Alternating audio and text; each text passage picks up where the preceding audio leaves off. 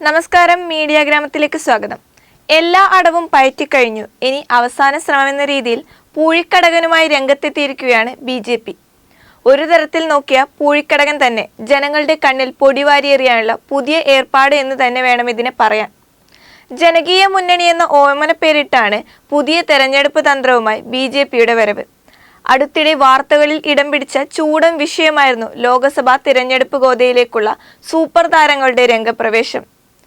കേന്ദ്ര നേതൃത്വം ആവശ്യപ്പെട്ടാൽ തിരുവനന്തപുരത്ത് മത്സരിക്കുന്നതിനെ കുറിച്ച് തീരുമാനമെടുക്കാമെന്ന് രാജ്യസഭാ അംഗം കൂടിയായ സുരേഷ് ഗോപി പ്രതികരിച്ചതിന് പിന്നാലെയാണ് മറ്റു താരങ്ങളുടെ രാഷ്ട്രീയ പ്രവേശന വാർത്തകളും വന്നു തുടങ്ങിയത്. തിരുവനന്തപുരത്ത് നടൻ മോഹൻലാലിനെ BJP രംഗത്തിറക്കുമെന്നും എറണാകുളത്ത് മമ്മൂട്ടിയെ സ്ഥാനാർത്ഥിയാക്കണമെന്ന നിർദ്ദേശം CPMന് മുന്നിലുണ്ട് എന്നൊക്കെയായിരുന്നു അഭ്യൂഹം. എന്നാൽ താരങ്ങൾ ഈ വാർത്തകളുമായി പ്രതികരിച്ചതേയില്ല. എന്നിട്ടും മോഹൻലാലിനെ രംഗത്തിറക്കാനുള്ള കഠിന ശ്രമത്തിലാണ് BJP സ്ഥാനാർത്ഥിയായി മത്സരിക്കാൻ സമ്മതം മൂളാത്ത മോഹൻലാലിനെ ജനകീയ മുന്നണി സ്ഥാനാർത്ഥിയാക്കാനാണ് ഇപ്പോൾ RSS ശ്രമം. തിരുവനന്തപുരം ലോക്സഭാ മണ്ഡലത്തിലെ പ്രമുഖരെ ഉൾപ്പെടുത്തി ജനകീയ മുന്നണി കമ്മിറ്റി ഉണ്ടാക്കാനുള്ള ശ്രമം RSS ആരംഭിച്ചു കഴിഞ്ഞു. BJPക്കാരെ ആരെയും ജനകീയ മുന്നണി കമ്മിറ്റിയിൽ ഉൾപ്പെടുത്തുന്നില്ല. അയ്യപ്പ സംഗമവും ശബരിമല സമരവും കർമ്മസമിതി നടത്തിയ പോലെ പ്രത്യേക ജനകീയ മുന്നണി കമ്മിറ്റി ഉണ്ടാക്കി മോഹൻലാലിനെ സ്ഥാനാർത്ഥിയാക്കാനാണ് RSSന്റെ ശ്രമം. കൂടാതെ സംവിധായകൻ പ്രിയദർശൻ, നിർമ്മാതാവ് സുരേഷ് കുമാർ തുടങ്ങിയ പ്രമുഖർ ഉൾപ്പെടെ ജനകീയ മുന്നണിയിലുണ്ടെങ്കിൽ എല്ലാ മതവിഭാഗക്കാരുടെ വോട്ടും സമാഹരിക്കാൻ കഴിയുമെന്ന ചിന്തയാണ് RSSന്റെ പുതിയ നീക്കത്തിന് പിന്നിൽ.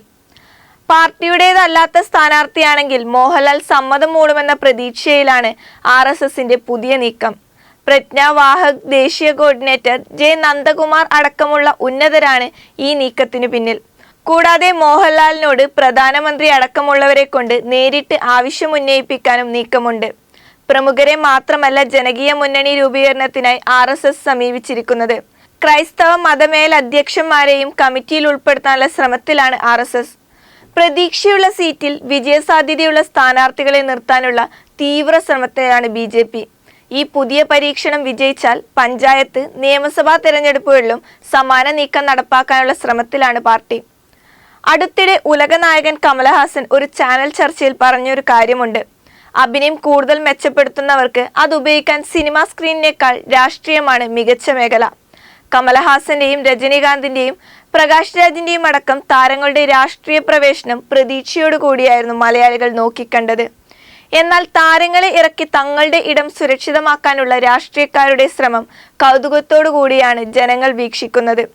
എന്തു വന്നാലും താരങ്ങളുടെ വിപണി സാധ്യത മുൻനിർത്തി രാഷ്ട്രീയത്തിൽ ഇറക്കുന്ന തന്ത്രം BJPയുടെ ചരിത്രത്തിൽ ഇതാദ്യമല്ല.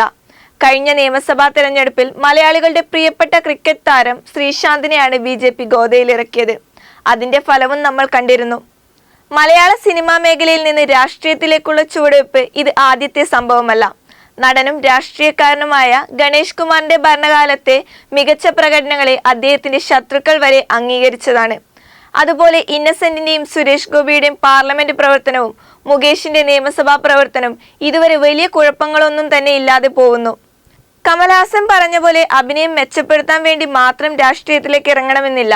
അഭിനയിക്കാനല്ലോ, ജനങ്ങളെ സേവിക്കാനല്ലേ ജനപ്രതിനിധികൾ.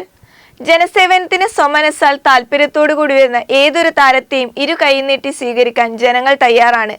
അതിനിടയിൽ എന്തിനാണ് ജനകീയ മുന്നണി പോലുള്ള ഈ കൺകെട്ടുവിദ്യകൾ?